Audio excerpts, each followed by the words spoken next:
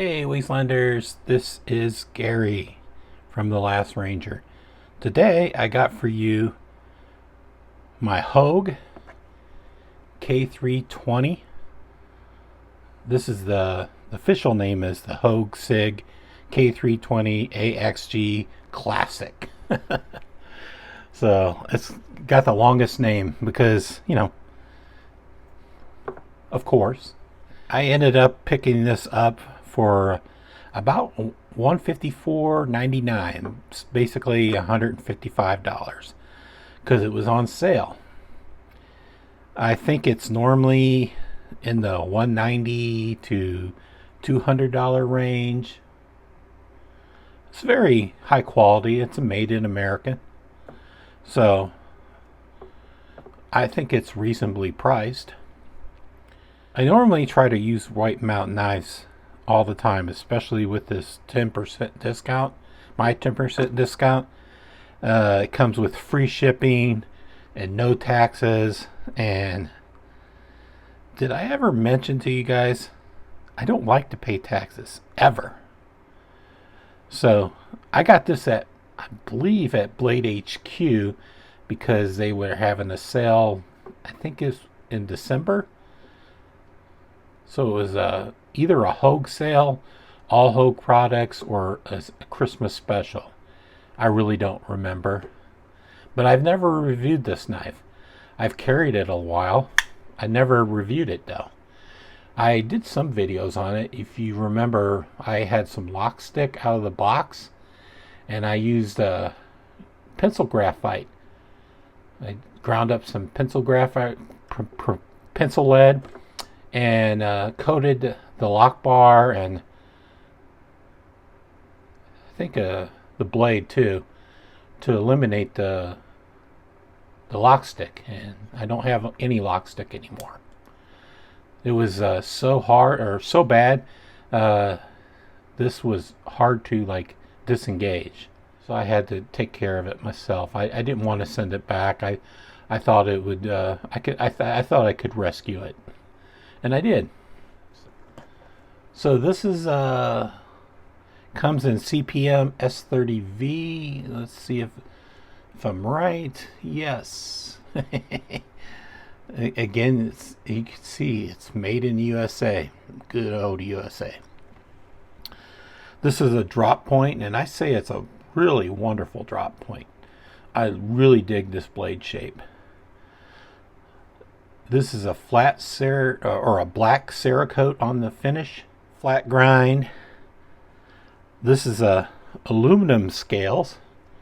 There's not this version is not the regular plastic scales. I believe all the previous versions were plastic, like a ABS plastic, like what they make pistols out of sometimes. This is has a walnut insert on both sides. Nice walnut insert. I love this checkering. It's so comfortable to held. You can get, it's just natural to choke up on it. So it's quite big in the hand if you choke up on it, but if you don't choke up on it, you could still get 4 fingers on there. I have large size glove hands, so you can see it's a decent sized knife. This is the Able Lock system. I love the Able Lock system. It has a hole in the blade, so you can spidey flick it out, or you can thumb roll it out, or you can thumb flick it out, or you can just use the lock bar, the Able Lock, and flick it out that way. So this is on cage, I think it's on cage ball bearings.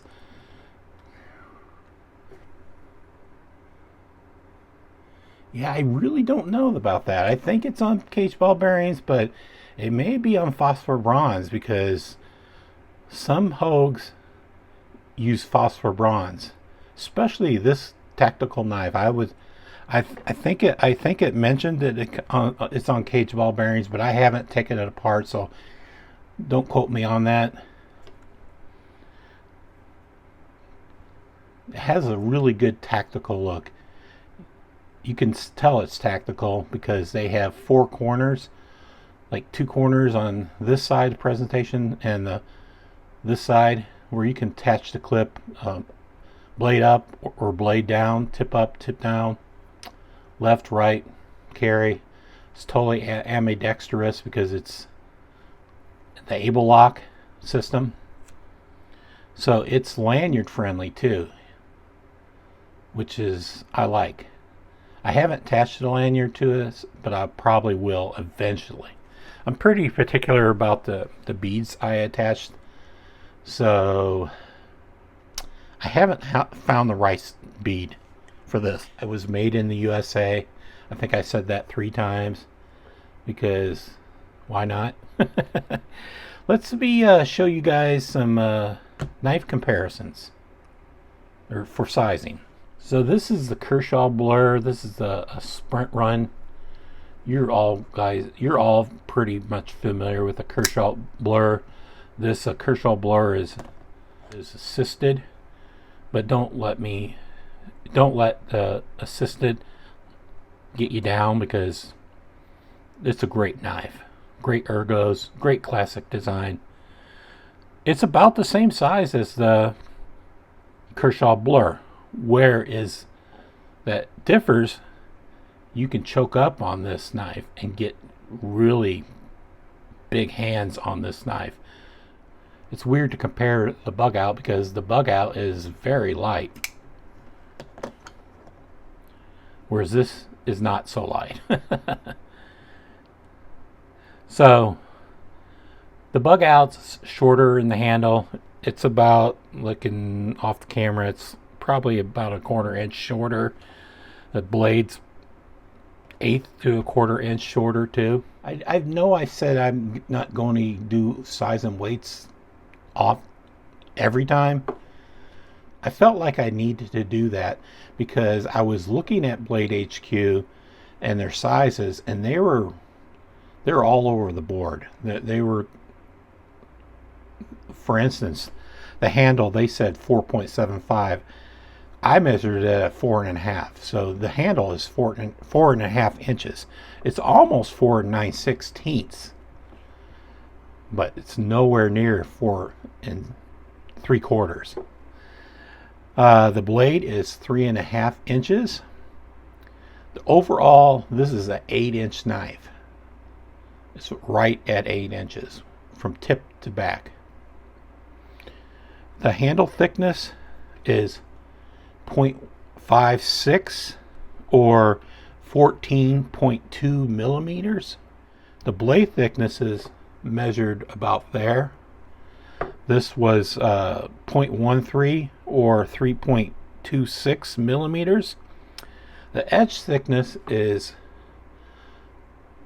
0.022 exactly, and or 0.55 millimeters.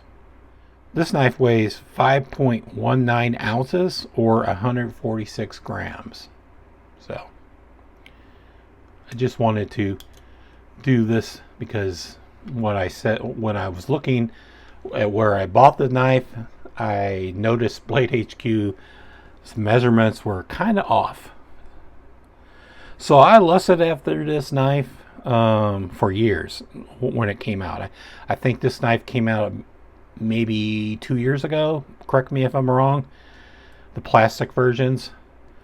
So I always held off purchasing this because of the plastic handles. And I'm glad I waited because once I saw it released in aluminum, I started really thinking about a purchase. I didn't purchase it right away because if you know me, I'm super cheap and I look for deals. I don't think White Mountain Knives ever got them in before I purchased it or thought about purchasing it. So I kept using my 10% discount because they didn't have them. So the walnut insert was icing on the cake for me. I don't own a SIG Sauer P320 AXG classic pistol. I wish I did, because it would be a nice compliment for both the pistol and the knife, because they did a really great job matching a pistol and a knife together.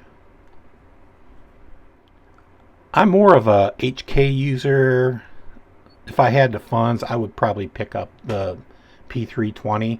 I've always kind of liked that pistol, but I don't really use my funds for purchase of weapons anymore, or like pistols and rifles. All my pistols, I probably haven't bought a pistol or a rifle in at least 5 years. I mostly purchase knives nowadays. So I hope you guys like this knife as well as I like it. I'm always impressed with Hogue. I just dig this, everything about it. I really dig this clip too. It fits in the pocket really good. I like how this cheese grater type look is on this. When you want to draw it from your pocket, you get purchase on this. I've referred to it as a cheese grater, but it doesn't tear my hands. So, and you can see on my hands, I have, like, my skin peels easily, but it's very comfortable for me. So I just dig this knife. This is one of my favorite designs. This is probably a keeper for me for sure. I haven't done a keeper for this, but I am thinking about doing a keeper for this. I really like this knife. Alright guys, I'm going to let you go. This week's is Illuminati Ninja. If you've never heard of Illuminati Ninja, maybe consider subscribing to him. You know, I like to give shout outs to other YouTubers that provide you with knife content. Maybe stop by his channel and give him a look-see. Alright guys, I'm going to let you guys go, and take care, Wastelanders.